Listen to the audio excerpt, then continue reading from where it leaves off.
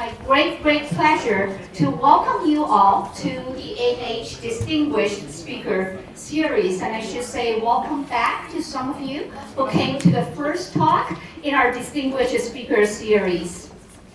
The Arts and Humanities Distinguished Speaker Series showcases the scholarship of faculty in the Department of Arts and Humanities. Speakers are professors from across the 10 programs in the department: Applied Linguistics and TESOL, Art and Education, Arts Administration, Bilingual and Bicultural Education, Dance Education, English Education, History and Education, Music and Music Education, Philosophy and Education, and Social Studies Education. Speakers in the ANH Distinguished Speaker Series are world-renowned leaders in their fields of study. I frequently invited the keynote speakers at the international conferences worldwide. The faculty and students in the Department of Arts and Humanities take pride in its intellectual diversity and see it as a unique venue to pursue deep learning, cultivate open-mindedness, and engage in creative thinking and practice surrounding human wisdom, capacity, and potential.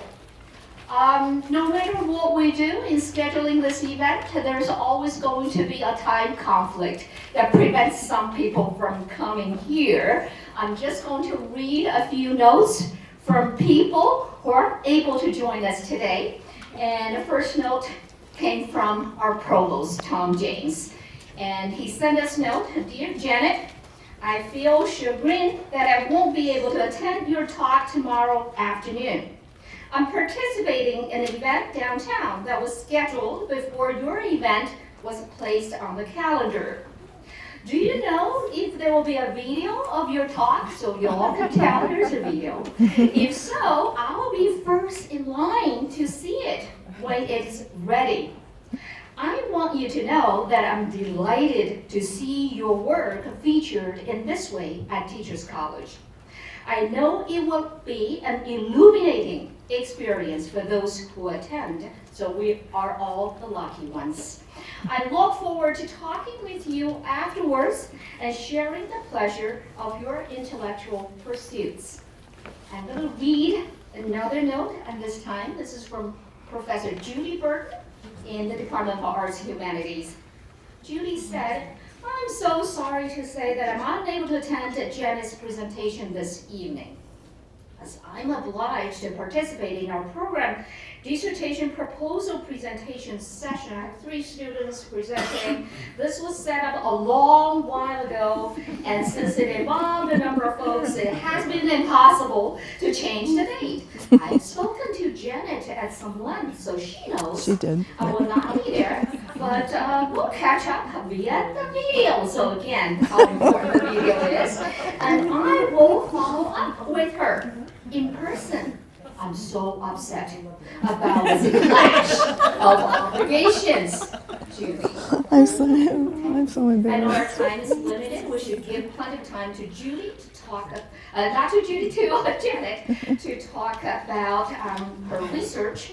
But now it's my distinct pleasure and privilege to invite Professor Ruth Vince, Professor of English Education, a Morse Professor in Teacher Education, to the podium to introduce our distinguished speaker today. I want to acknowledge, of course, the commitments and the patience and the work that we've done together for 20 years of our life together, working for and with each other. And so I'm deeply honored to be here, but I can't do an introduction. I don't know how. And there are several reasons. You can read the listing. Introductions are sort of not my genre, if that makes sense. They feel a little linear, and they feel a little representational for this talk, it seems to me. I also don't appreciate the closure of an introduction. So you can read all those things, and most of you know all those things. And now you know I'm uneasy with introductions. But mostly I'm uneasy with this introduction because Today, Janet is talking about the reflexivity of discomforts in representational writing. Maybe an introduction is the worst type of representation writing there is, right? And so what I want to say is, to take up Janet's own words, what I'm going to do is try to do an impossible composing here of Janet. So this is a little poem for Janet. And it's to open a space so that when Janet comes here in about 3 minutes, we've stood at the threshold, we're attuned, we are instruments. We'll be ready to hear Janet, and Janet to help us through the work that she's doing most recently. The title of the poem, Nothing is Hidden Except the Visible. Forgive me, Janet, you don't make life easy. What you do is throw light on things not noticed before, things that were hiding in the shadows where the light doesn't reach. Look there in that corner, where beauty and ambiguity are caught in a dust ball, a tangle of fur, cake crumbs, a roach's breath. A moment comes to mind. We make a path through weeds toward a harbor. You point to a fishing boat. Fishermen aren't by necessity swimmers, you say. My delusion remains just long enough for me to ponder that fanciful burden of assumption. And long enough for me to see a man leaning against the wooden starboard bow, not seeing the cracks in wood where water might seep in. Remembering you, Janet, as I am trying to do here, reminds me how the telling, the writing, the giving over to language in describing the essence of image of you yearns for authority in authoring and stutters toward a transitory, a partial seduction where the you is becoming my I and me the you. Restless pronouns, unleashed verbs drumming the extra beat of ing, all intertwining, coiling, nodding, and finally acknowledging in more than wisps or threads how we come closer to grappling with the fabled monsters being and becoming, when we are caught, lifted up, or cat-cradled in pure signifiers without signification. I am tempted to liken this moment of remembering you to that point which long-distance runners describe when their legs dissolve, where the consciousness of legs fall away. Often enough, when a thing is seen clearly, there is a sense of absence about it. I see this as my 2 dogs lie perfectly still, looking up at me. Suddenly there are 3. The absent one, I loved long ago, returns for only a moment. In the silence, a strange humming.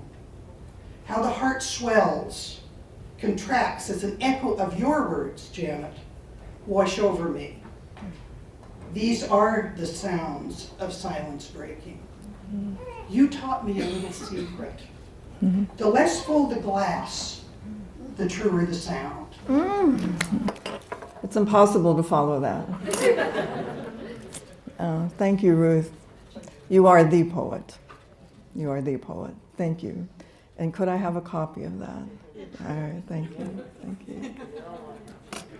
Thank you all for being here tonight. I so appreciate it.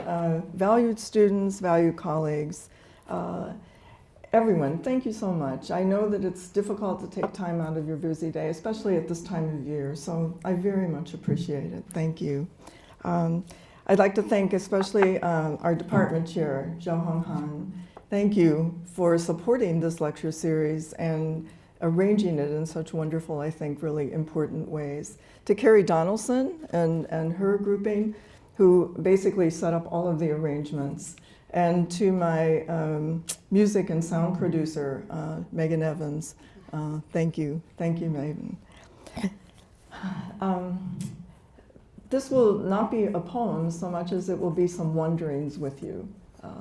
This is nothing linear, this is nothing sequential, and so it might drive you a little nuts, but this is sort of the way I work. So I'm proposing 2 opening quotations. The first is from Trinh T. Minh Ha, who's a Vietnamese filmmaker, literary theorist, composer.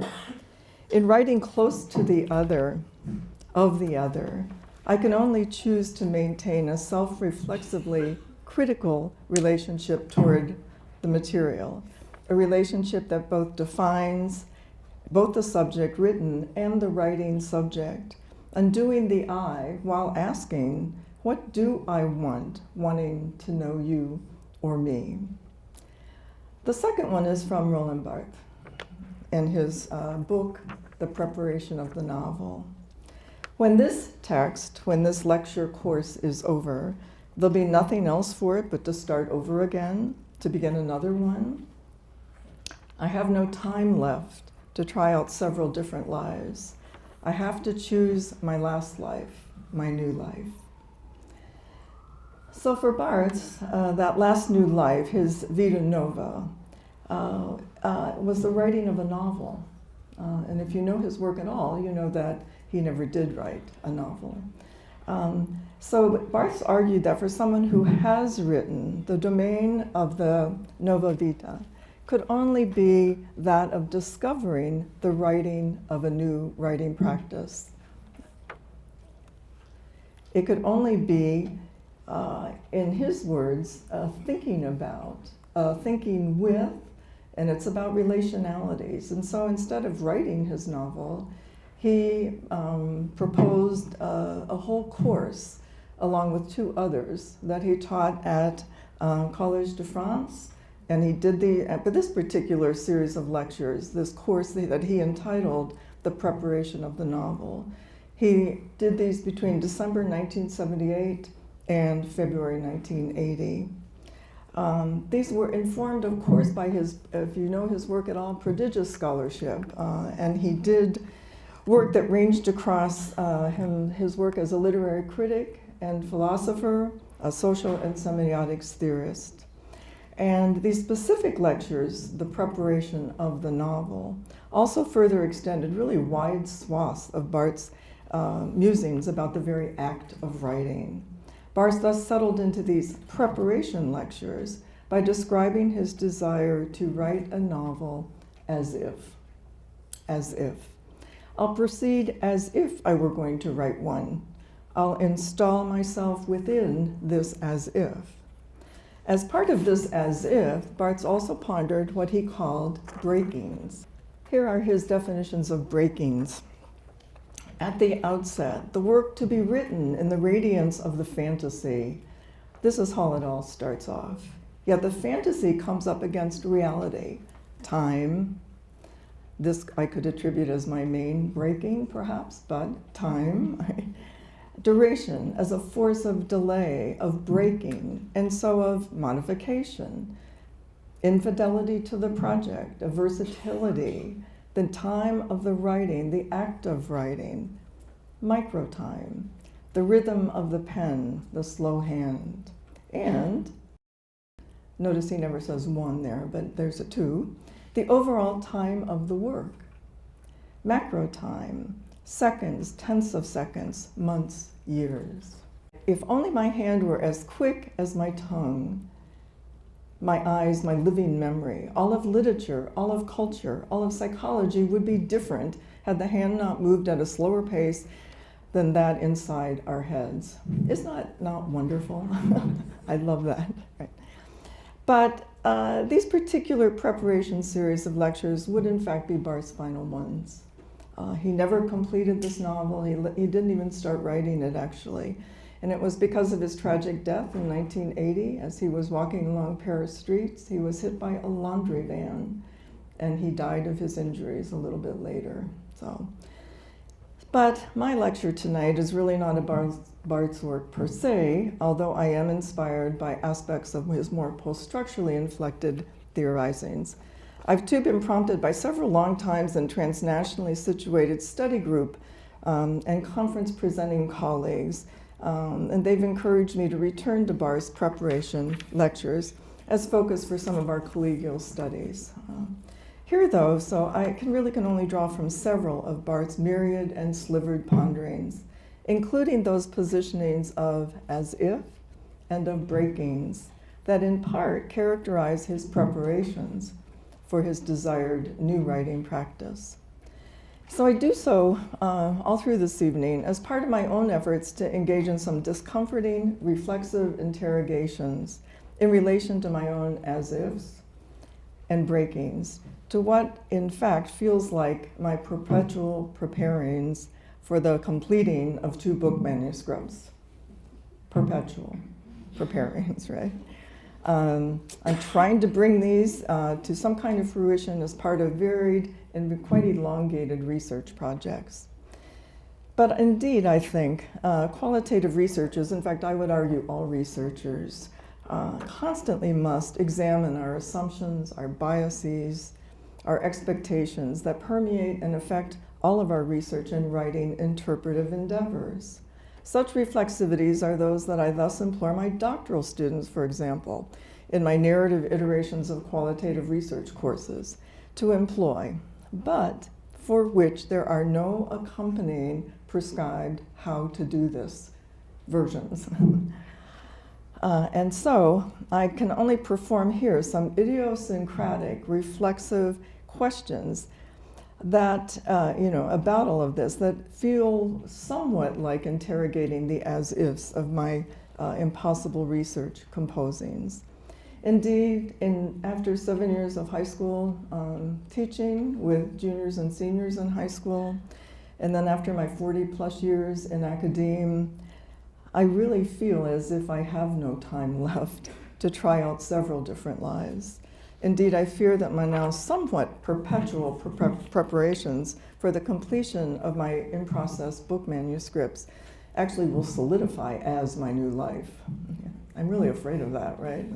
So, meanwhile, when this particular text, this evening's ponderings have concluded, I too will continue preparing for my following weeks of teaching and advising. I'll look forward to all that I do love about being challenged and inspired by my students, engaged in spirited conversations and debates with valued colleagues, friends, both here at TC and across this country and others. These are the relationalities that have enriched all aspects of my commitments as an educator, and that primarily too have inspired actually any research and writing in which I've engaged over these 40 years. Yeah, okay, all right, yeah. And so these are the simultaneous relationalities, are those that primarily have compelled at the same time my acute attention to ethical issues inherent in all forms of representation. For I think, and I think most of you would agree, I hope anyway, that representation occurs in any teaching, researching, collaborating, service, writing efforts, and including, of course, tonight's lecture. Right? Thus, Barthes' wide-ranging work does remind me, at the very least, of the futility, even the dangers, actually, of nostalgia, if you will, for a more authentic narrative mode with which to interpret and even begin to approach attempts at representation of self, of other, of event, of context, or with which to engage in reflexive interrogations about that which I still might be assuming as representations that are difficult to avoid in terms of wanting, desiring them to feel authentic to the reader, to feel complete, to feel completely true. I'm going to argue that those are impossible composings. So, my concerted attention to researchers' interrogations of our premises and suppositions that affect all of our inquiries initially were, I think in a certain sense, accelerated by post-structural theories and their concerns with dominant discourses that oftentimes solidify too much into regimes of truth, for example, especially about the other, especially about the whole concept of difference. This happens very, very quickly. So such concerns also impelled qualitative researchers in part to deeply interrogate why we as researchers represent others as well as ourselves as we do. Why do we do this? How do we do this? How else might we think about these things, right? So this all may, I think it's pretty well known that these are really concerns that were erupting through what's called the crisis of representation. And these were considerations of effects of colonization, reductionist findings and conclusions, essentializations of identity, particularly of the exotic other, among many others. These crucial issues were preluded by cultural anthropologists Clifford Geertz and James Clifford, and overtly named in the mid-1980s as this crisis of representation by George Marcus and Michael Fisher in their book, Anthropology as Cultural Critique. So, in considerations of all these complex issues associated with this crisis, these two have been a focus then of my own conversations, deliberations, debates, and joint musings with colleagues and students, including what and how researchers might conceptualize, construct, and enact what we regard as ethically oriented processes of reflexivity in relation to our always precarious representations, even as we attempt to do good research. These are actually not new concerns for me. They really started a long time ago in my undergraduate English major studies. And then they were really following and erupting as I began my doctoral studies in the early 1970s in Humanities education English and in curriculum theorizing. And also accompanying all of these were studies in feminisms. So in particular, I've been really influenced by my immersion since those early graduate student days, if you will, especially within the movement known as the Reconceptualization of curriculum studies. This was a movement that began in the 1960s in this country and erupted really during the early 1970s. The Reconceptualization, very briefly, challenged conceptions of curriculum as simply the textbook, the syllabus, the content materials to be covered by the teacher. Reconceptual thinkers instead point to curriculum as all that constitutes and affects what might occur within educative contexts. And that's very broadly defined, by the way, not just schools, right? Including conceptions of curriculum as social, political, cultural, historical, race, class, gendered texts, among many examples that you can think of. Very early in the Reconceptualization, then, autobiography was posited as one primary mode of inquiry within these attempts to move the field from its technical, rational, administrative emphasis on behavioral objectives, for example, that of course encapsulate curriculum as something simply to be designed, developed, and evaluated.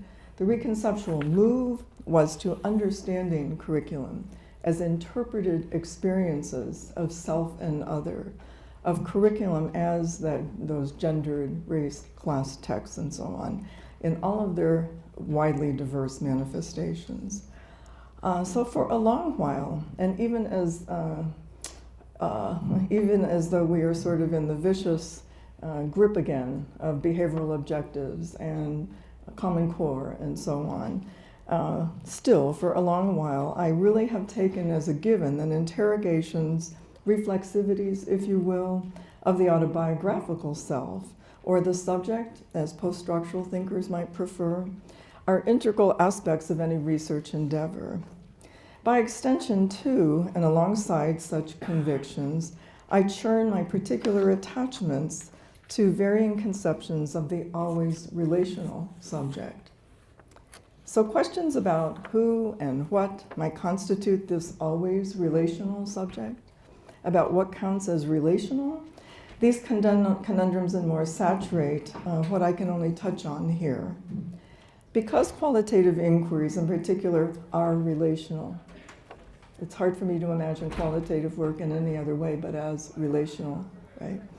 And because reflexive questionings are focused on complexities and challenges of engaging in ethically informed questionings of how and why I represent as I do in any version of my research, even though it is an impossible endeavor, frankly. I actually had to really focus on in my own research efforts to considerations and employments of an ethics of relationality. Queer feminist philosopher Judith Butler, for example, conceptualizes such an ethics as precisely,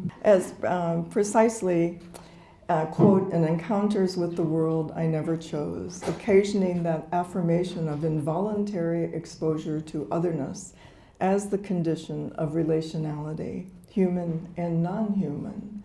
Acted on, I act still, Butler says, but it is hardly this I that acts alone. And even though, or precisely because, it never gets quite done without being undone, unquote. So Butler theorizes an ontology of the subject as referring not to a fundamental structure of being, but rather as always existing in relation to and with the social, very broadly defined, as well as differently enacted and acted upon. And also, therefore, with always existing conundrums about the other that, no matter how configured, undoes us from the start. So, Butler further argues that engagement with an other, whether discursively and materially positioned as the same or as different, as liminal, as monstrous, as non-human, as ahuman, as inhuman, an inert thing, as precarious. The engagement with the other is what ushers subjectivity into being. By extension, then, what might a narrative researcher and her research participants stand to gain, I wonder, in considering not only selves, but also stories as becoming simultaneously done and undone by our very relationalities, as well as by our opacities to and of ourselves, for example. So all of these concerns frame what I primarily teach here at Teachers College, which are 2 courses in narrative qualitative research. Most people identify narrative as a subgenre of qualitative research writ large, right?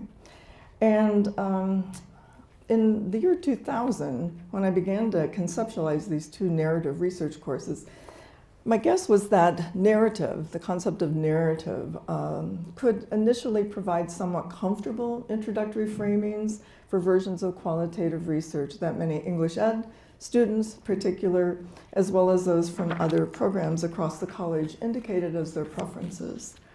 So I went with my supposition in part because I first had regarded as rather promising the introductory text that introduced narrative research into education as a form of inquiry. And that was happening in the late 1990s into the early 2000s. But I quickly had to start grappling with these introductory texts, most especially because of their Western inflected assumptions about story, as most often represented by similarly modulated versions of the novel, for example. That is, the narrative, of course with variations, would be comprised of a beginning, a middle, and an end.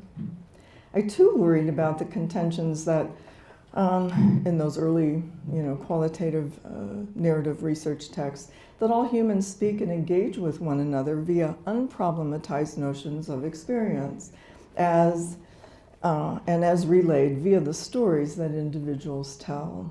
In part, such conceptions of stories of what happened, for example, most often assume memory as, if not infallible, then at least mostly retrievable. Such conceptions too assume that experience, just being there in a classroom observing, for example, constitutes authoritative evidence of what happened in that classroom. And this is in opposition to what feminist historian Joan Scott and her well-known theorizations about experience would contend. Scott contends that experience is already an interpretation and in need of interpretation. It's a great article called The Evidence of Experience, a very, very well-known one. But these introductory narrative texts then posit the gathering and telling of others as well as one's own stories, really assuming a lot of what I call into question. They assume individuals who are able to speak, who are willing to speak, and they also assume mostly coherent, autonomous, willing memory tellings of presence and past. They are supposedly able, these storytellers, if you will, to fully be articulated by both the supposedly knowing research participants and the known and knowing researcher. But these are the Cartesian versions of the self, the rational man, sick, that Descartes, among many others, elevated long ago as part of overarching quest for certainty, for example. So such versions of narrative research thus imply the fully knowing author and the unitary self that Barthes, Derrida, Foucault really questioned the individual, that Butler greatly complicated with her iterations of gender trouble, and so on. For example, one of Barthes' insistences was that he was not contradictory, but rather, as he declared, I am dispersed. A dispersions of energies rather than one central core or structure of meaning. So thus, as I even began to imagine and then to teach these two narrative research courses at TC, I was already questioning these enlightenment-based manifestations that really did characterize these early introductions of narrative research in education. I continue to raise these kinds of questions informed by certain feminisms and what's now referred to as post-qualitative research. By the late 1990s, in fact, qualitative research methodologist Elizabeth St. Pierre started talking about post-qualitative research. And her main goal was to challenge people to produce different knowledge and to produce knowledge differently. And so she was working toward what she called a capacious versions of post-qualitative research. And here's the point, that cannot be defined in advance and are never the same. So that really makes your IRB submission difficult, does it not? Right. So no standard data gathering methods, no standard interview protocol questionnaires, and so on. And obviously this poses massive disruptions, isn't it? Especially in education and the typical ways that we still do qualitative research. Let me say too, by the way, that I have not figured out how to do any of this in terms of post-iterations. My doctoral students will tell you that immediately. So that's what this is wonderings with me here tonight. So all my post-persuasions, I guess you could call them, of course, are framed by my own interpretations of my experiences in and with studying, teaching, researching, and writing.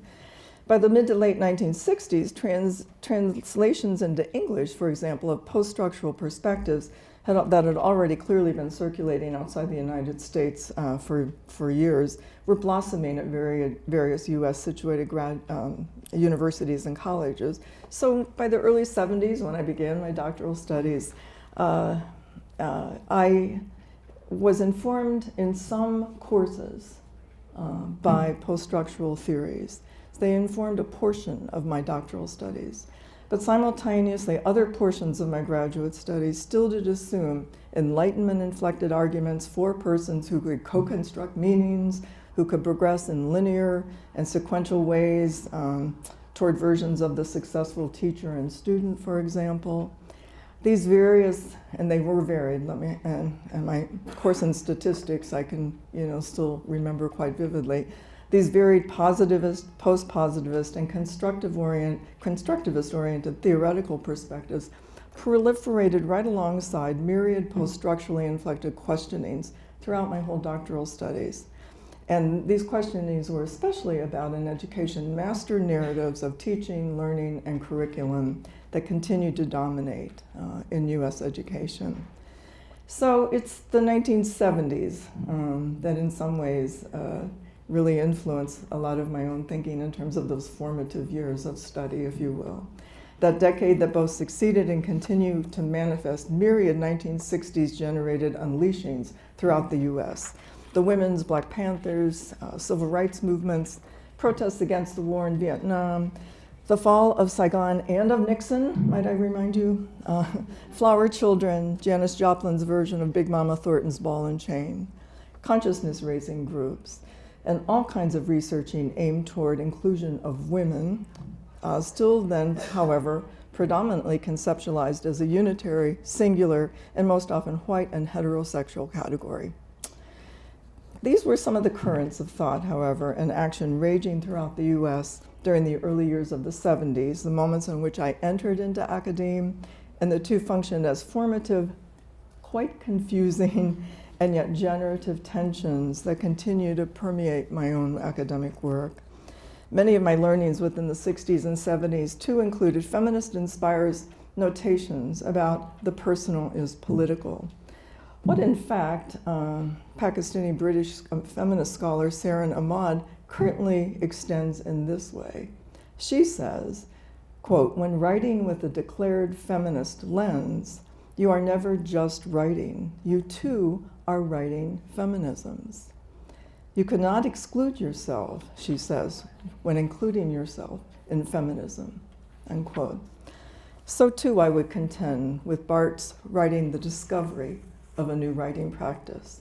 So too with writing research. So too with my impossible composings.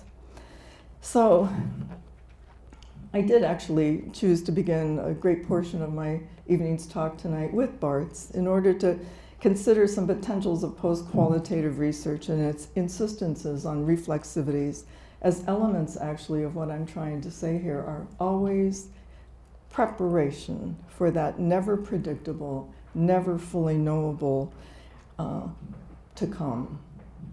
The never knowable, never predictable, that which is yet to come, is that which further breaks from the still normative assumptions about writing as capable of fully representing, whether that be writing feminisms, writing research, writing the self, or writing iterations of one's self-reflexive interrogations.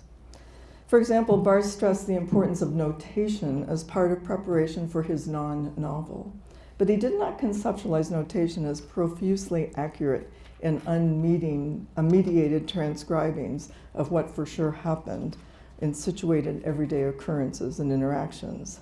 Rather, his notations are what we qualitative researchers typically might construct as what we call our field notes of our supposedly intense and fully aware observings and questionings of and with our study participants. But this is what I love about Barthes. His notations, unlike our field notes, which can get quite extensive in qualitative research, yes, he worked with notation as haiku. Isn't that hysterical? I love that, right? As the most desirable form for these notations. You might think about that if you're doing, classroom observations. He suggested, in fact, that these could be sprinkled throughout the text, interweaving with that which he would deem as his novel, and thus also suggested new visions of the self and the novel as what he called heaped together from disparate fragments. Remember, he did say, "I am dispersed," right? Barthes therefore prompts me to constantly reconsider versions of reflexivity that post-informed narrative versions of qualitative research actually literally demand. So it's that reflexivity, that turning again and again, always with the understanding, however, that one will never fully know. We do have an unconscious, if you believe in that. So there are things we can't know fully, right? But it's still this interrogating as much as we can, as much as possible, our assumptions, expectations, biases, all of these, that we bring with us into any research inquiry and that affect not only what we quote unquote see, but that which we attempt and how we attempt to represent them, right? But self-reflexive practices, however, remain among my students, the most questioned aspects in the doing of qualitative research, the sticking point around which many doctoral students inquire as they really press me hard in classes. Here are some of their verbatim things that I transcribed in a typical conventional qualitative researcher way, right? Quote, how do I know when I'm even doing reflexive work, let alone if I'm doing it well enough, right, well enough, long enough to interrogate my assumptions and beliefs? What if I can't let go of my desires to prove that which I think I already know? To prove that I really, going into the study, I am just sure, about something here, right? What if I don't want to let go of that, right? How do I not fall into the abyss of my habituated assumptions about which you constantly warn, Janet? And it does get boring, I understand, my students, right? How can I even engage in reflexive practices about my research if I'm at least partially opaque to myself? And some parts of me are unknowable and unknowing. How do we avoid those pitfalls about which qualitative research methodologist Wanda Pillow so incisively warned, for example? So these are good questions, aren't they? Yeah. Calling into question prevalent Enlightenment inflection iterations of self-reflexive practices in qualitative research, Wanda Pillow has problematized versions of reflexivity that initially respond in partial response to that named crisis of representation, and that particularly entered into educational inquiries, especially in the United States, along with those early 2000 introductions of narrative research, for example. So Pillow argues that unquestioned versions of self-reflexivity awfully simply reinforce conventional humanist assumptions. These include what Derrida has termed the metaphysics of presence that supposedly guarantees full access to what Butler, as I've noted, has posited as the partial opaque and inevitably norm-inflected visions of both self and others. Pillow's critiques thus center on those reflective practices that supposedly yield full recognition of self and other, for example. Wanda Pillow also questions versions of reflexivity as resulting in confirmable truths, even offering hope and possibility for transcendence, if you will. Instead, Pillow points and posits a conception of what she calls reflexivities of discomfort as practices of confounding disruptions that keep the unfamiliar unfamiliar. It's such an important idea, that keep the unfamiliar unfamiliar in order to hold never-ending questionings of reflexivity in play. So Pillow, of course, has extended and expanded her challenges and questionings of reflexivity to actually question what may be opened up by putting fissures of irreducible differences alongside each other without trying to resolve tensions generated by such. So how do you hold in tension unresolvable differences, irreducible any kinds of representations? How do you hold that?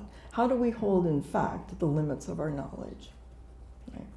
So these versions of and commitments to reflexivities of discomfort coincide actually for me with Butler's demand of ethics.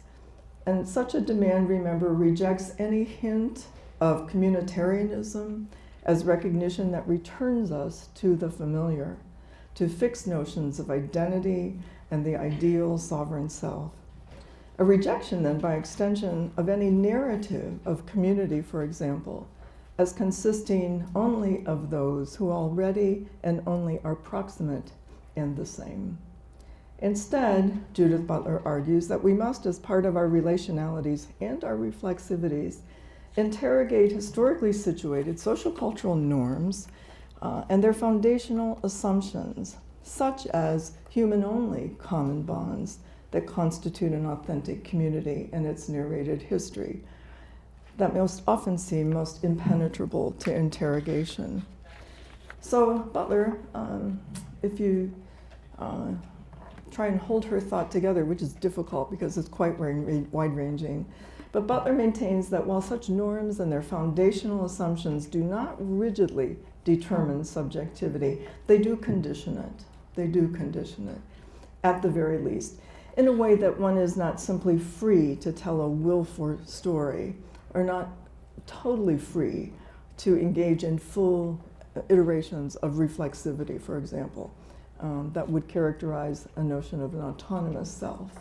To be subject is to be implicated, beholden, derived, sustained by a social world that is beyond us and before us, says Butler, as well as by others and things from whom and which we are not really ultimately autonomous. In fact, this is the big emphasis if you're at all interested or been reading in posthumanisms, some of the new materialisms, right? This subject acknowledges that there are limits to its knowing, its opacities. That's what Butler means by saying we are in part opaque to ourselves, right? Limits to our knowing, and thus at the very least recognizes the limits of its capacities to give an account of itself to and about others. So I constantly wonder, how can I, at the very least, but at least with much discomfort, really attempt in my own work to reflexively identify residues, for example, of conflicted meanings, meanings that involve alterity, meanings that I have too long assumed as fixed and as a given. How can I do all of that? Because these are often the very meanings, especially in education. They get sanitized, universalized, commodified into research representations of sameness, for example. So everything that I've spoken about so far, and now we'll attempt to move a little bit further and quickly here. I've been performing all of this even as I speak, right? So quickly now, some discomforting Barthes and Butler and Pillow inflected in versions of reflexivities. So I'm going to consider some tensions and conundrums generated by my seemingly perpetual preparations for the completing of my somewhat close to finished book manuscripts that in fact require the very notion of writing relationalities. One of these books is entitled Maxine Greene in Education, and it will be part of an invitational book series by Routledge focused on key thinkers and their key ideas within the field of education. Even to think of representing Maxine's key ideas, let alone Maxine, is beyond terrifying. It's impossible, right? So, the other book focuses on a notion, that of collaborating communities without consensus, that I've really been conjuring for quite a while now. I'm interrogating that notion in my other book, especially in relation to the general field of curriculum studies. And the curriculum studies field, Reconceptualized, in many ways has offered some framings for what and how I teach and research as a post-inclined, feminist-influenced English education professor, qualitative narrative researcher, and even potential biographer of Maxine Greene. That perhaps biography, the one Maxine requested that I do write, maybe, possibly, might appear someday, but it is the most impossible representation of all, as far as I'm concerned, as I said. And none of that will happen unless I can stop these incessant preparings for the finishing of these two books first. Right? So the curriculum book, for example, that I'm constantly coming to write to completion, I spin versions and visions of what it might mean to challenge notions of communities that supposedly represent aligned goals, particularly in, right now in this historical moment in this country. I think this is an urgent issue to pay attention to. Supposedly represent aligned goals, values, and the always able to be attuned nature, for example, especially in education, of collaboration and community. And I'm trying to raise questions about what might constitute different versions of curriculum communities without consensus, and how these might be envisioned in relation to an ethics, that ethics of relationality. In the middle of the night, however, I really worry and wonder if indeed I just might be desiring to construct a fictional field of curriculum studies. comprised of these communities without consensus. What fantasies, I wonder, drive, in fact, what could be construed as actually yet one more cheerful version of We Are Family, where we all inhabit the world of curriculum and educational studies writ large in similar ways with jointly held values, goals, and aspirations. And in fact, this might be posited to you as a goal of your work, of your qualitative research. So what might it mean to dream of communities without consensus and to view the conjuring of such dreams as what Barthes called, as part of his preparations, what he names as the fantasy of the work, which is the affirmation of desire. The fantasy initiates the work by making it visible, making it shimmer in the distance like a mirage. However, the fantasy gets the work going, but, Barthes warns, it also blocks it, for it keeps repeating a pleasure to come without getting to the stage of planning out its realization. Further, fantasies as well as writing, Barthes claims, both sometimes require secrecy, but that Barthes intended his ruminations on preparations for writing to be a form of relationalities, of socialities, is confirmed by the very fact that his lectures were drafted with a view to addressing and engaging with an audience. He declares that at the beginning of this volume called Preparation for the Novel.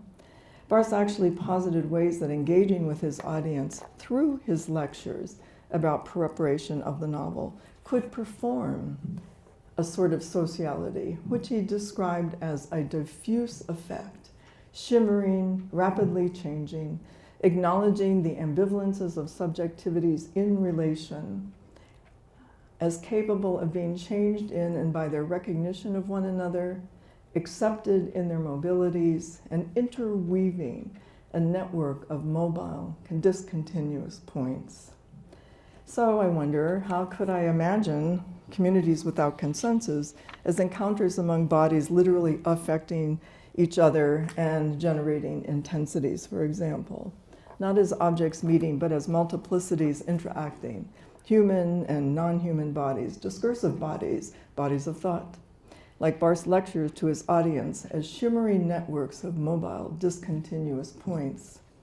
What I want to imagine in attempting to write communities without consensus is that this book might be productive of what Kathleen Stewart, feminist theorist, describes as transpersonal connections of some kind that offer forms of unpredictable and even unimaginable sociality. Forms of unpredictable and even unimaginable sociality. What Butler, in fact, terms humility, that when offered to others, when given away and given over, becomes generosity. So, for Butler, of course, and throughout her work, discourses, language, of course, discourses are always implicated and invested from the onset in our engagements with others. As Butler writes, the very terms by which we give an account, by which we make ourselves intelligible to ourselves and other, are not really totally of our own making. So remember, for Butler, narrative can only be simultaneously the precondition for a subject who both names and provides some kind of retroactive ordering to its own subjectivity. So somewhat similarly, Barthes posits his narrative of the preparation of the novel as one with very weak traditional narrative links. The internal story of a man who wants to write a work or to write, period, a man who is deliberating the best way to realize that desire or that will or indeed that vocation. Thus, Barthes here draws a bit on his previously developed notion in his book, SZ, of the writerly text, in which the reader, the audience member, is active in these interpretive processes, that to which Ruth, I think, was alluding in many ways.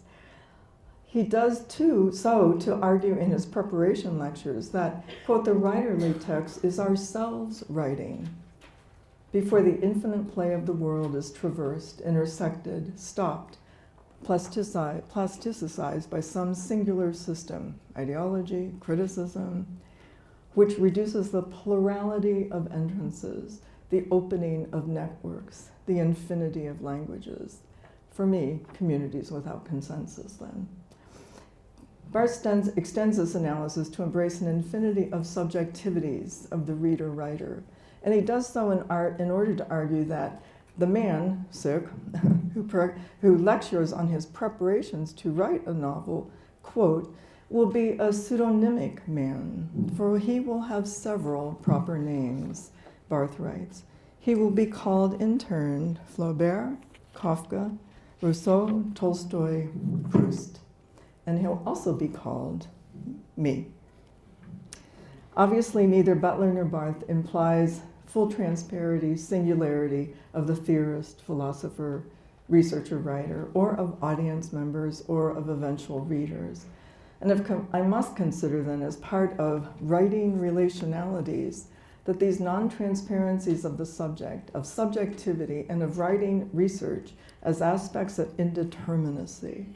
Relatedly then, I consider discomforting reflexivities then as ways of becoming simply, it's not simply, but at the very least, accountable to complexities that may well include impossible composings. Further, if I attempt to follow both Butler and Barthes, I can imagine my book writings and my seeming perpetual preparations, right, as discursive gathering cells that can never fully recover the conditions of their emergence or untangle the enmeshments of subjectivities involved, like Barthes' me, composed of Flaubert, Kafka, and so on. Within my writings of any version of curriculum studies, communities, for example, or of Maxine's key ideas, or even of her biography, I try to imagine this curriculum book, for example, as one form of never fully being able to account for my own selves as participating even in those communities without consensus, where neither that accounting nor any of my participatory aspects of these communities were or are or ever will be in my total possession. But I'm also certain that setting Butlerian insights into writing as one form of giving away and giving over, of indeed acknowledging the necessary relationality that imbues any subjectivity, perhaps you think that placing her alongside Barthes' ruminations on preparation of the novel may seem queer. And of course, I'm not claiming any really tight threads of theoretical alignment between the two. But the levels of indeterminacy to which both Butler and Barthes allude in their very considerations of subjectivity speak to the conundrums that continue to lace throughout my incessant preparations for the writing of these books I've just briefly described. Just as, for example, indeterminacies surrounded Barthes' teaching of a course about preparing to write a novel. As he said, which or whose preparation? Which or what novel? Novel? These are his words. Nor do my current book writings and my accompanying reluctances, hesitations, dreams, and nightmares that flow as indeterminacies in any way parallel the depth of Butler's influences generated by her notion of the giving away and giving over of her work. However, I do find that my preparation for completing these books are threaded through with connections between Butler and Barthes and their varied articulations of the paradox of a wanting to write, ironically, that can only be uttered in the language of writing. So I'm especially too enamored with Barthes' minute attention to his documentation of what he proposed as his preparation for the writing of a novel, and what he called, quote, the panorama of texts, teachings, and talks that formed the backdrop to the writing of his lectures, all conceived actually as distinct from the fact of writing. So I gained some solace from him in terms of staring at the mounds of books and manuscripts and stacks of, really sticky Post-it notes all over my notations, labeled papers that supposedly identify and categorize all that I still fantasize as, the remaining chapters that need to happen in this book, right? I'm really kind of happy to lean on Barthes a bit as I seemingly endlessly prepare to finish my writings, because these are and will continue to be what he called patched together. Patched together. It's kind of a comforting notion, right, when you're staring at all of that. from accumulated years of what Barthes called, via his practicing of haiku composings in particular, as that daily practice of notation. In one of his lectures, Barthes too describes notations as slivers plucked from the unpredictable suddenness of daily observation, and as one's writing of a note about the ideas generated from such. Barthes further conceptualized these as actually a kind of reportage, as not what's happening in general terms, but rather what he calls an outdoor activity. Not at my desk, as Barthes describes, but out on the street, and the cafe, with friends. Indeed, my current book projects are sculpted from my splintered notations about relationalities across 4 decades of work and conversations, all of that to which Ruth in her beautiful poem alluded. Since 1973 with other curriculum theorists, and since 1974 with Maxine, for example. I conceive these socialities, my version of outdoor activities, the imagining and then planning of conferences, the forging of 2 new journals in the field, my long-term teaching and involvements and simultaneous interrogations of and in collaborative forms of research groups, and what seems like thousands of conversations in the hallways of professional meetings, in the hallways here at TC, and what and how all these forms of sociality gesture toward what I still want to conjure as communities without consensus. This, given what occurred yesterday here at Teachers College, hovers over all of this, I think. I'll just say that. And in many ways, what I'm talking about, I think, is directly addressing something like that we're living through right now. So this particular book that I continue to prepare, finish writing, still actually rests on a compilation of scraps of my notations. Maybe this will sound familiar to you, maybe you're horrified by it. Back of envelopes, margins of books that I've read, conference papers I've written and presented and then torn apart afterwards, hard copies of journal articles, book chapters my students and I read and study together. All these notations across years of thinking, researching, reading, teaching, how I long for what appeared to me as mile-high piles of notations still littering my study to merge magically into the notebook for which Barthes details a particularly compelling image. Here's his image, the image of a single fluid gesture whereby a notebook would be instantaneously produced. Do you have that dream, right? Open at the right page with the scripter ready to write, he says. For on the positive side of notation, argues Barthes, it is that it encourages one, quote, to conceive, and listen to what he says here, to conceive, to imagine, to feign, to make up, a sentence, of course a well-written sentence, right, he says. Perhaps one explanation for my proliferation of dreams that conjure myself as that scripter, indeed not just ready to, but in fact letting the sentences stream from my fingers on the keyboard, sentences that trip over one another in their rush to land on the pages that signal the completion of these books, right? That's my dream, right? So I'm really invested, obviously, in Barthes' ruminations on notation.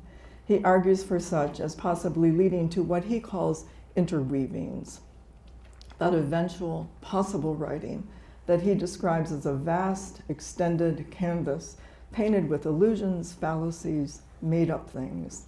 When I produce notations, he says, all of them are true. I never lie, he says, I never make anything up. But the point is, I don't produce a novel. It's not that the novel would start from falsehood, but rather from the point at which truth and falsehood mingle without warning. The novel would be many-colored, variegated, daubed, speckled, covered with paintings, pictures, an embroidered, complicated, complex garment, a heterogeneity, unquote. It is that heterogeneity, that variegated, speckled, complicated notion of, say, curriculum communities, for example, without consensus. The two most probably embody truths and falsehoods that mingle without warning, that gesture toward forms of sociality predicated on the subject's lack of transparency to itself, and the ways that one is always given over to others and to the norms that structure one's recognition. These conditions indeed shatter any possibilities of temporally fixed and fully articulated true narrations of what can only be considered as partial, fragmented, supposed memories arising from a non-unitary, dispersed self. So, following both Butler and Barthes, I must consider the risks not only of narrative closure, as in my great desire to finish these books, but also the even greater risks of affirming the possibilities of narrative beginnings. In this case, perhaps, those impossibilities are centered in my futile attempts to locate initiations of my desires and ideas. And it's impossible, actually, to locate these specifically. Barthes would construe, and he would construe these as my autobiographical notebook, my own version of his reportage. Those ragged notations on the inside covers of Bergamo curriculum theory conference programs, and on the sides of that humongous AERA program that they used to print out for all of us. All contributing to the imagining, feigning, making up of those well-written sentences that, of course, will never vanish in determinacies that flow throughout writing relationalities. And so, obviously, I think, neither Butler nor Barthes implies full transparency of the theorist, philosopher, researcher, writer, or of audience members, or of eventual readers. I must consider, I think, that in all of my writing representations, these non-transparencies of the subject, of subjectivity, and of writing or research, as nothing more than aspects of indeterminacy. And so relatedly, I consider discomforting reflexivities then as ways of at least attempting, I don't know how to do this at all perfectly, somehow, though, in some non-unitary and non-reified ways, to become accountable to such complexities. Indeed, by reflexively exploring spaces where discourses, citational chains, and materialities collide, my dreams, my notations, my fantasies, my teaching, my insomnia, I might possibly be able to consider an ethics that ruptures the surety of categorical identities and greatly complicates any representation efforts that I might attempt. For what I do believe loosely aligns both Barthes and Butler are their differing ways of positing the writing self as always already interrupted by the other, as already given over from the start. I try to hold in tension both the Barthian emphasis on the pleasures the writer is capable of giving and of giving himself through writing, and the Butlerian concern that what one does is in composing also exceeds one's own consciousness of what one does. So, no answers here, of course. No completed lecture, certainly no completed books. Only variegated breakings and interweavings and notations, what Barthes would call my patchwork texts, that both he and Butler would agree, I think, are in fact constant rewritings of the subject, so to speak. So most of all, I really thank you for this time together that has enabled me, as Barthes would say, to at least still proceed as if. Thank you. In those chunks of time that I have been able to write thus far, over my career, that's in fact what I still need to surround myself with all of the slivers, the notations, and it's difficult then to move outside my study to write, for example, because I have to take all that stuff with me, because I simply can't write without it. I must have, even though I'm quite aware of what I've written on those sticky notes, for example, it's not that I don't remember, it's that there's some, do you have this too? Bizarre sense of I need them all around me. That's, and that has something to do with, I think, embodiment, writing relationalities, all of that. I think for me that's it. On the other hand, I sometimes do fairly good writing on an airplane. So I don't know. It's an really interesting concept, isn't it? Yeah. So partly maybe it just makes you think about what is it that impels you but also stops you? What are your breaking? My breakings. It seems to me most often I could attribute and actually blame on lack of time in the Barthian senses of time. But that's, I'm not happy with that as an excuse. So, yeah. Yes, go ahead. Well, thank you for your presentation. And I'm curious about in what way these musings that you've brought about the openness of this intersects with what we call the scientific method that we're trying to develop in so much. And what's the connection between them, or what's the relationship you see in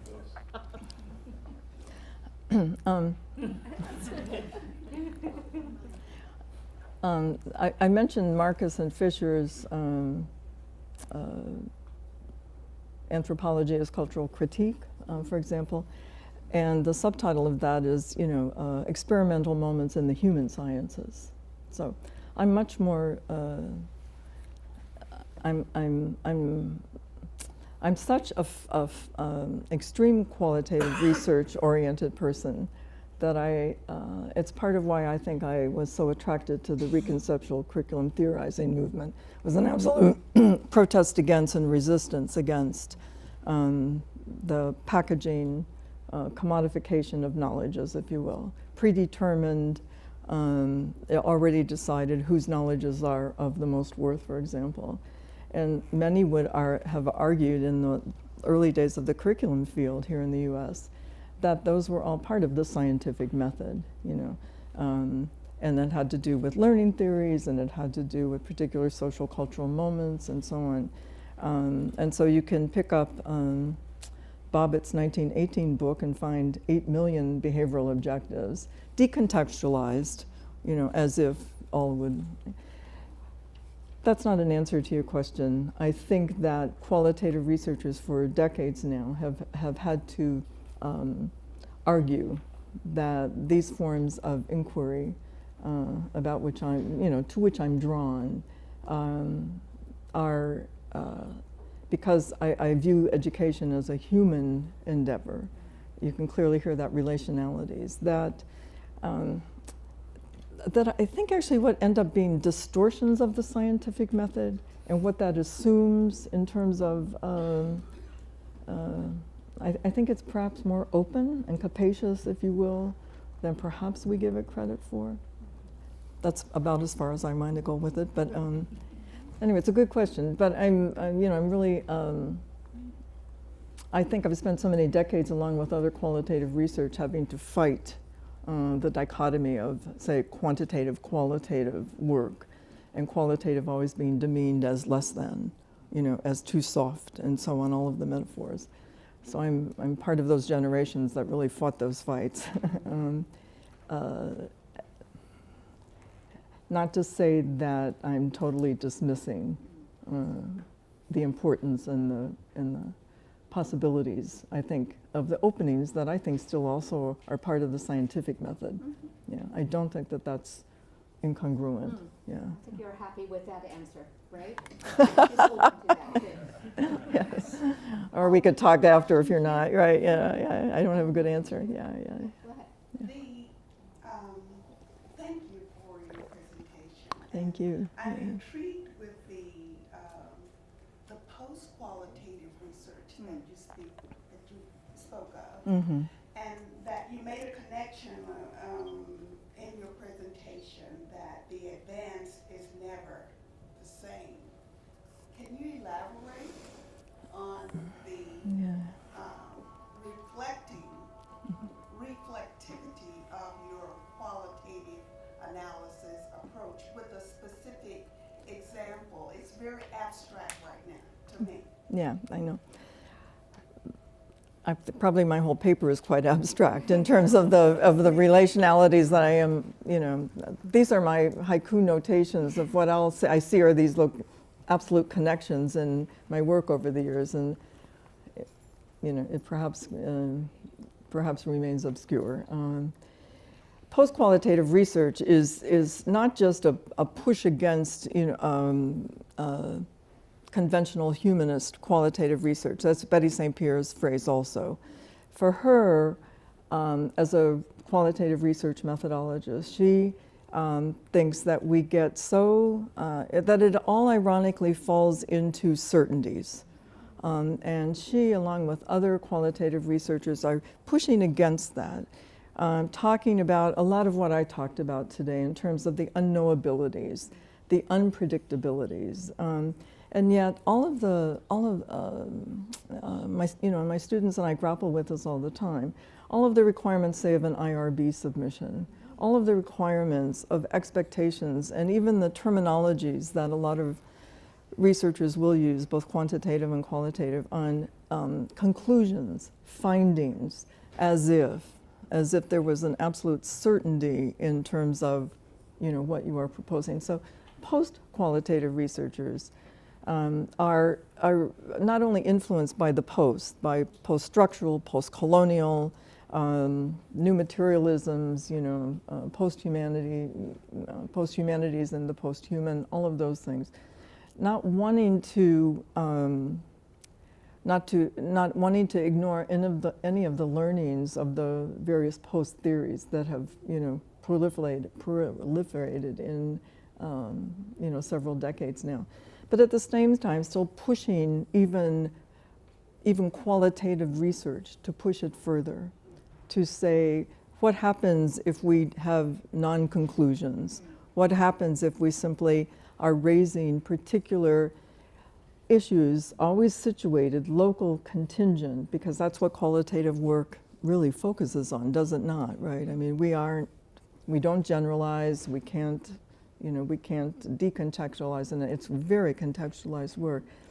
I think all research is contextualized work, but, and so Betty St. Pierre, for example, is probably the most extreme of the post researchers because she doesn't want any data anymore. She doesn't, it's like, stop doing data, stop it. She wants you to read and study and think. And then think, after that, after a lot of reading and studying, what might I possibly inquire into in a particular situated setting?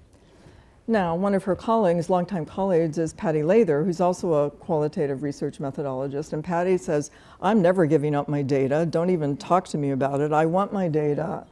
But what can we do in terms of working with data, what we constitute as data, differently? What will constitute? And I think there are, you're not going to get an answer from me. There are no ways of working. Yeah. But that's all part of the posts. And yeah. Come up with a concrete example that would be meaningful to you. But let's just entertain one more question, and then we have to make time for an outdoor activity, which is there. That's great. That's great. Yeah. I'm fascinated with the linguistic and language aspects that we must be working with. All the time you're using language, which is all the time confined Right. you into what you're able to conceive of speaking, saying, and figuring, and because it's so limiting. Yes. And I wonder about your experience with that. It all rolled together with me with Ruth's initial poem and this sort of liberation of language in some sense that you have to do as well, because all of the things that everyone seems to be fighting against is this concreteness of everything that is just not real, and you can represent people in ways that you only have this to work with. Yeah. So I'm wondering how you could speak to that. Well,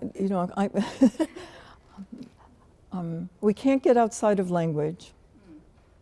I think Ruth, you would agree, poetry is still language, right? We have differing forms. We have differing, Barthes haiku. We have ways of using language, composing differently, right? Impossible composings, those kinds of things. Not everybody, but for many of us who are able to speak, who are able to use language, if you will, we can't get outside it. So especially if you think in education, that's what we do as teachers. We are in language constantly with our students. So I think in some ways this whole paper is musing about all of that, and knowing that it's impossible for me to get outside it, even if I try to concentrate on my dreams and my fantasies, and I'm looking for all of these possibilities of ways I can figure out, like, why can't I finish these 2 books, right? That kind of thing. But are we trying to interrupt the givens of language? Yes, very much so. And whatever the form. Yeah, yeah, To take away the expected. yeah, yeah. What we think language does. Right. And I think that's why I mean, if you were to think about all of the ideas that I juxtaposed and pushed right up against each other and pushed against, and using Judith Butler with Roland Barthes is a little unusual, that kind of thing. And that's what I'm really trying to push all of that to, like, oh, well, this gives me a differing way, an angle of considering, that kind of thing, so. I was wondering if the multiplicity of languages also factors in as well, because some of these writers and thinkers were writing and thinking in other languages Right. than English. Right. And the translations are often awkward, like always already. Right, exactly, yeah. So it just fascinates me. I know. To wonder about, I know. things working Because together. then there are cultural translations, right? Not just linguistic translations. We have cultural translations and all of that. So Okay, let's give a thank you, everybody. thank you. Thank you, everybody. Thank you.